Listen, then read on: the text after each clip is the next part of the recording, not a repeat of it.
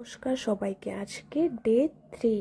আজকে আমি বানাবো ইলিশ দিয়ে পোস্ত দিয়ে একটা মাখা মাখা তরকারি।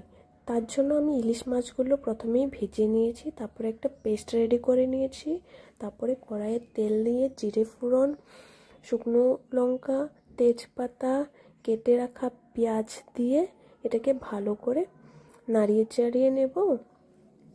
নেওয়ার পর ওটাতে করে রাখা পেস্টটা দিয়ে দেব। পেস্টে আছে তোমার পেঁয়াজ, আদা আরও লঙ্কা। তারপর আমি দিয়ে দিলাম জিরে গুঁড়ো, ধনিয়া গুঁড়ো, আরও কিছু পরিমাণে হলুদ দিয়ে এটাকে মিক্স করে নেব।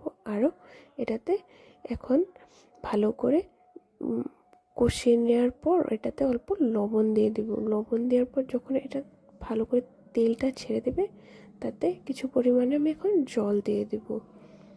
জল দেওয়ার পর এখন দিয়ে দেব ভেজে রাখা মাছগুলো এখন দিয়ে দেব বেটে রাখা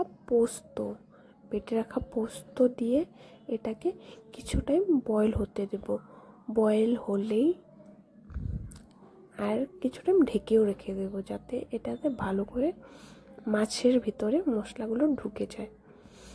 আর রেডি আমাদের ইলিশ মাখা মাখা তরকারি। Thank you.